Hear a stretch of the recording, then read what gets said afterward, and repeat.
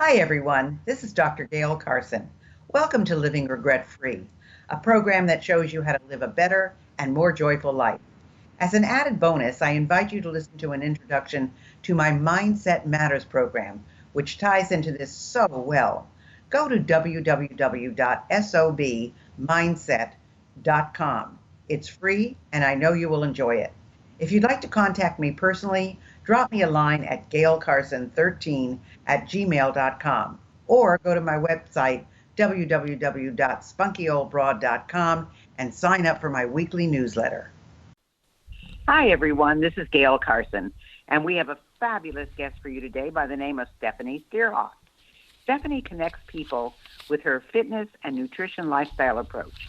Her coaching informs men, women, and students of all ages to empower each person so they can reach their personal results and goals. Stephanie worked on Madison Avenue in commercial art. She was a chef and always avid in health, fitness, and nutrition as a practice. She moved to Virginia when her first child was just a toddler, and she was experiencing debilitating effects of a yet-to-be diagnosed lupus. She manages her lupus today with more than 30 years of nutrition and fitness research. She practices a lifestyle that serves her to the utmost and devotes her time to power and balance fitness and nutrition's mission, which is to share her knowledge of living life to feel live and look your best and how to best manage bumps in the road. She travels from East to West Coast. She performs on stage cooking demos for nutrient dense and delicious foods at conferences.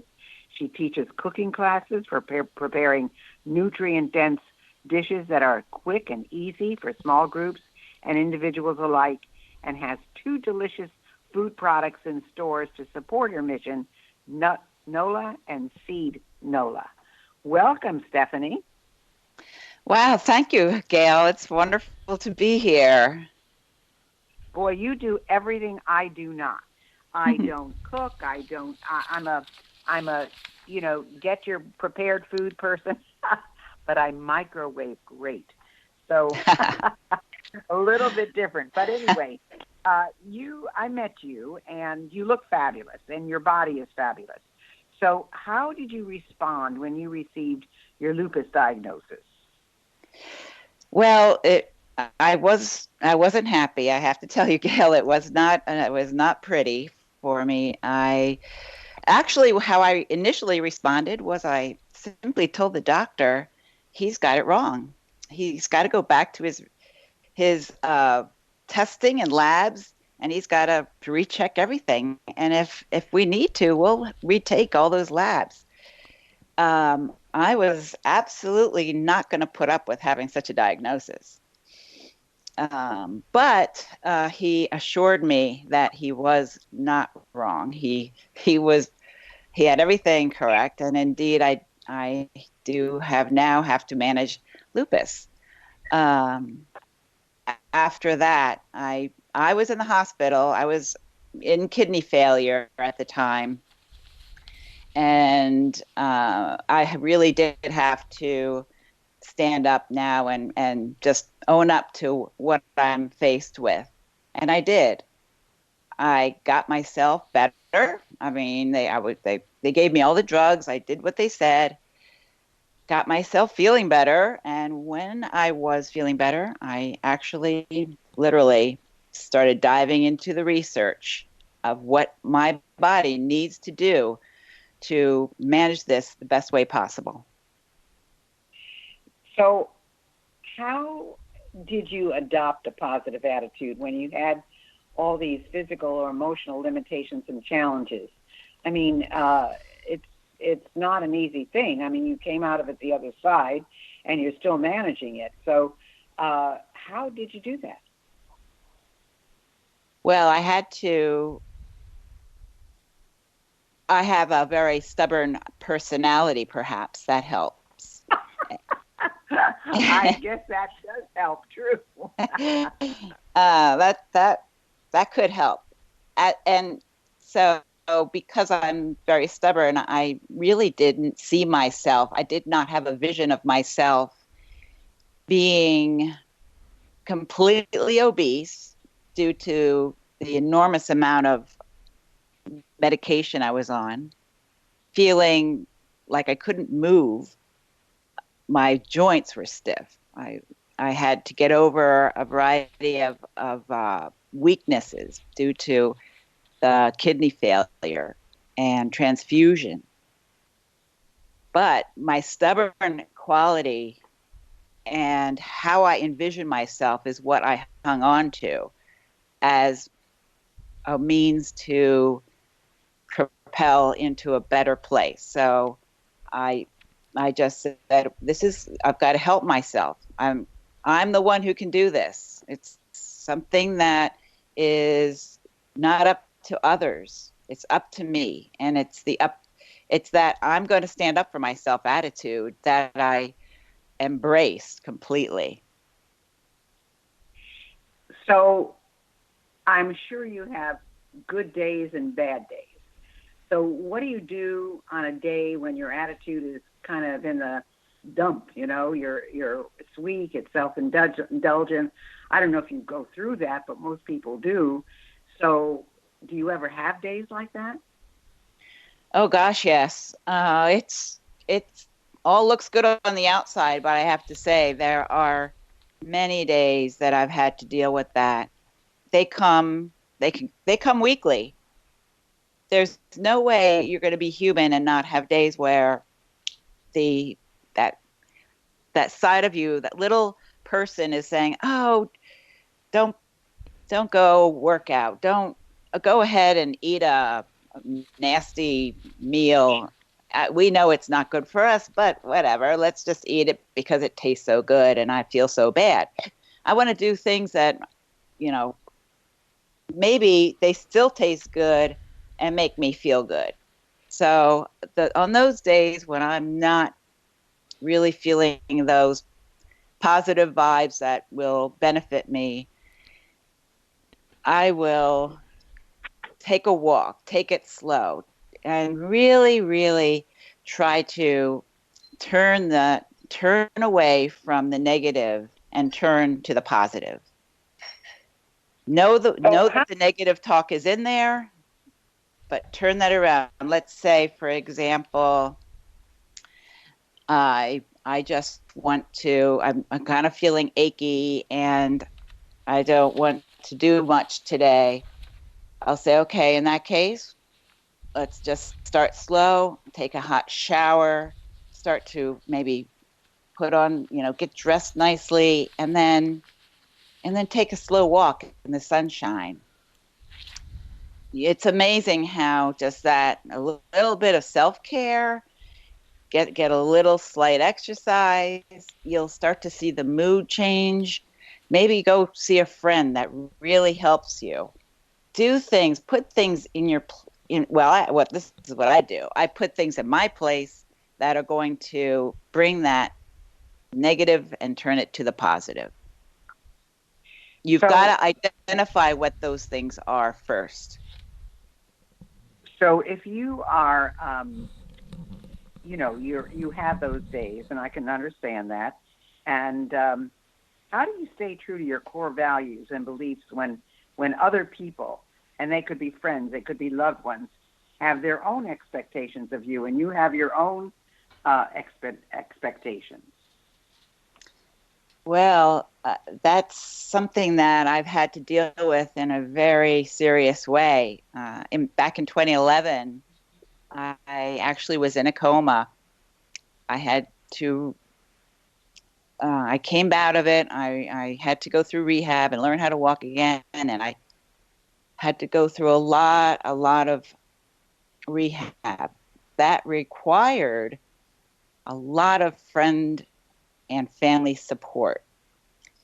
They came and they really just pulled all stops just to help me out in all kinds of ways. Now, I got all my feet, everything's good. I feel good. I'm back on track in a forward momentum. And what I did notice was some people kind of indicated that I owed them something. I owed in some form or fashion. I owed them for all that effort. And so these people were not giving you because they were giving you; they were giving you because they expected something in return. You're kind of at a mercy, you're at people's mercy. They came for their reasons, I suppose. But once I'm all well, suddenly I'm feeling a little bit indebted.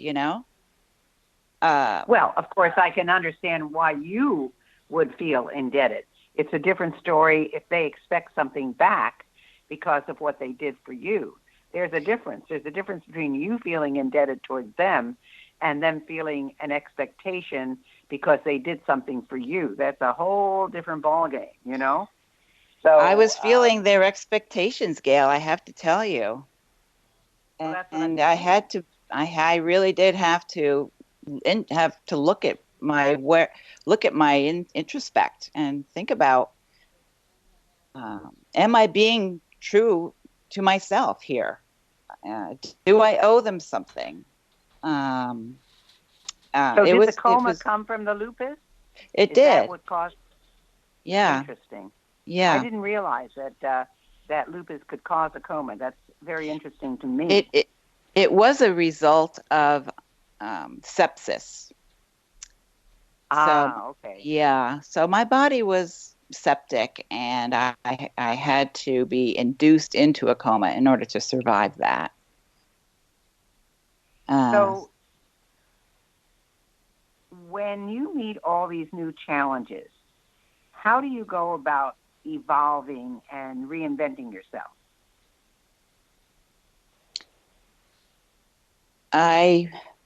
It's a staying true to myself, knowing what have I gone through that I can help others with what they're going through. I have been faced with many challenges personally in being positive, not letting this take over me, managing it. I've used techniques in my dealing with my emotions, dealing with my health and lifestyle to come to a place where I'm actually thriving, which is kind of hard to believe from when I look back on all the experiences I've had, the ups and downs of lupus. So I just keep always, if I notice something that I notice, let's say I'm feeling a little less healthy one day, what can I do today to improve that for tomorrow? It's always a check. Really is. I have to check myself daily. You really have to be a lot of self-awareness there. I mean, you can't say, oh, it's nothing. When you feel something, and I'm talking about you, Stephanie, have to pay attention to it. Not like some people say, oh, it's nothing. You, Stephanie, have to pay attention to this because, I mean, it's your life. So it's amazing. So how do you identify fears that could be causing self-sabotage? That's an excellent question because you have to have that self-awareness. I practice a lot of honesty with myself. And am I doing this because I want to, because it's just the easy route, or am I doing this because it's really seriously helping me? What do I want to look like or feel like 10 years from now? Ask myself hard questions. And really, even when it comes down to food, am I eating this because it's going to help me, benefit me? Or am I eating this just because I feel like eating this? The self-awareness is always in check. I would say so, my gosh. So you certainly have a lot of everything going on in your life. So if you were to write your obituary, what would you want it to say about you?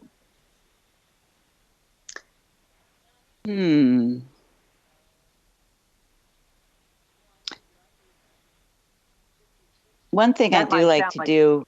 Yeah. Well, one thing I like to do whenever I am visiting a friend, family, um, anything like that, is I like to leave wherever I am better than the way I found it.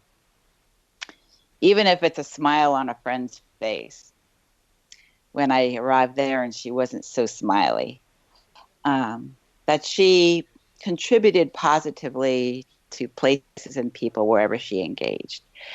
She was true to herself.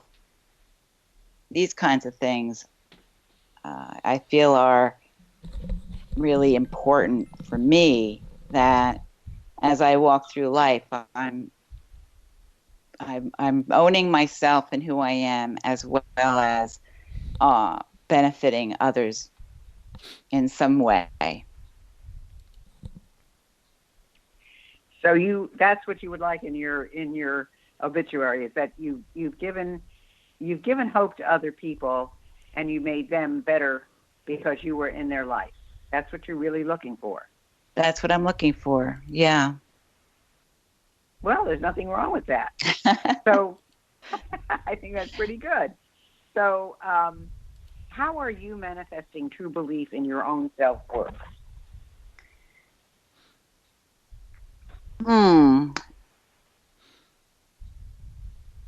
Well,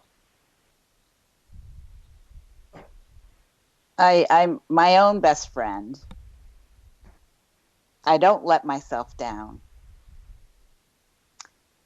And I don't fear of hurting others' feelings.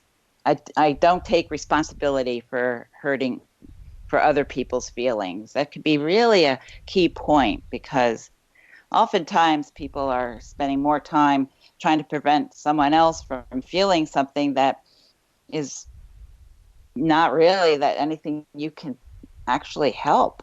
But if you are always that person who, I mean, that's for me, I'm that person who wants to leave wherever I am behind a little better.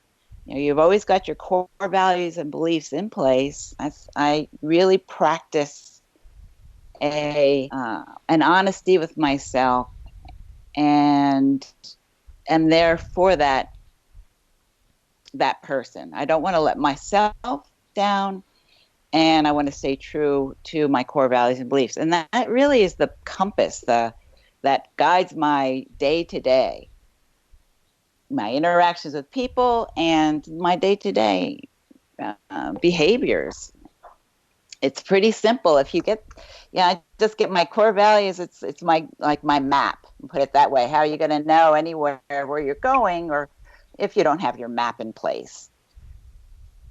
Well, that's true. You know, my mom used to say to me, oh, gosh, I don't know, I was 7 or 8 years old, and she made me look in the mirror, and she said, Gayle, you have to like and love yourself. If you don't like and love yourself, you can't like or love anybody else. And this is way back when. So that was such a healthy thing for me, because there's a lot of people who don't like themselves. There are a lot of people who don't love themselves. And so to be able to look in the mirror and say, you know, I like you. I like the way you treat people. I like the way you interact. I like the way you approach. And of course, you're doing this at 8 years old. You know, it's a little different message than when you're an adult. But, you know, I would think that many of the people that you work with, Stephanie, look up to you as a role model because of everything you've been through. And the fact that you profess these messages and profess this healthy way of eating and doing and being, you know, you're not doing this like many people, oh, I want to be gorgeous and I want to do this and you're doing it to say, look, to be healthy, these are the things you need to do. And for me to survive in a healthy way, this is what I need to do on a daily basis. So you're really living what you are talking about in every phase of the word.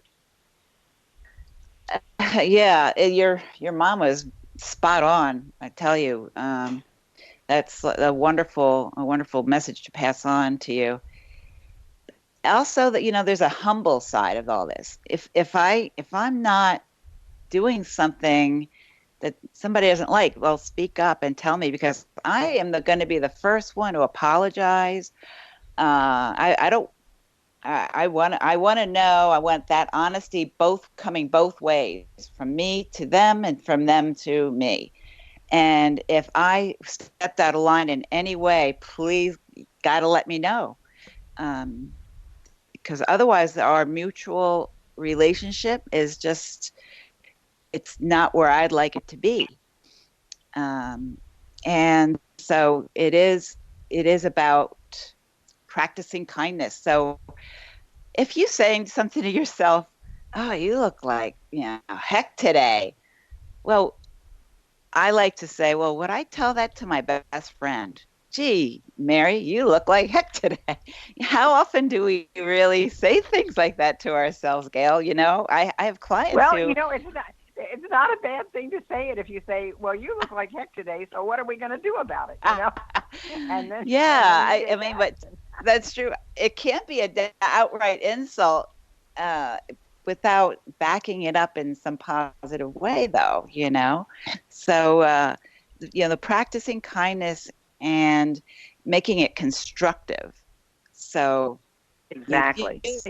Maybe you feel like heck today, but okay, why and what can I do to change that around? So recently what I've done is I've gotten my sleep in order, and I've really taken out a few more foods out of my life that honestly were not doing me any favors.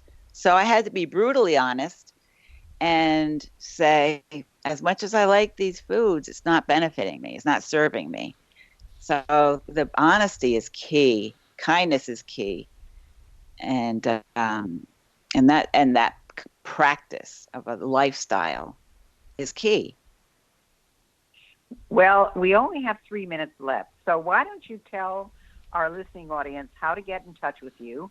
I don't know if you have a free gift for them or not, but whatever. And, how can people reach you? Yeah, you can find me, really. Go on www.powerandbalancefitness.com. And there you can, all my contact information is on there. You will find links to Facebook there. I put up a lot of exercises. If any of your audience would like to contact me personally and have a session with me, I'll give them 10% off for a consultation, an hour consultation, and be happy to help out anyone who wants to reach out to me. Fantastic. So again, it's powerandbalancefitness.com. So that's spelled out, power, POWERAND, balance, BALANCE, fitness.com. So if you go there, you'll find out a lot about Stephanie. She's got exercises there for you. I'm sure you talk a little bit there about food and so forth and all of that. So there's a lot of information. And for those of you who are listening and you have someone in your life who might be suffering from lupus, this would be a great website for them to go to. Stephanie would be a great person for them to work with. So if you are one of those people or have someone in your life who is experiencing lupus, I mean, here's a gal who's been through it all, and she can really, really help you. So definitely do that. Now, we have about Gayle, minutes. also, could I say one more thing, Gayle? I was just going to mention that they may also, if they have autoimmune issues of any kind, I work on the nutrition and the fitness side, so they go hand in hand. Just wanted to add that little add in. No, I think that's wonderful. So, there are those of you out there who are listening who, you have extraordinary circumstances, and you've been looking for a person to help and a person that you can have confidence in and someone who's, no one knows it better than people who have been through it. So Stephanie is a walking, talking example of that. So go to her website, powerandbalancefitness.com, and you'll be amazed at what she has there for you, and it will really help a great deal. So is there anything that we haven't talked about, Stephanie, that you'd like to mention in the last few seconds that we have? I just wanted to say that there's always, as often as it feels hopeless, it's not. Absolutely. I have been, like you said, Gayle, on the very brink of existence, and where all hope was seemingly lost. But I even knew then it's not. As long as you're living and breathing, you can thrive. It's very possible. And boy, that says it all. Thank you so much for being with us today, Stephanie. We really enjoyed it.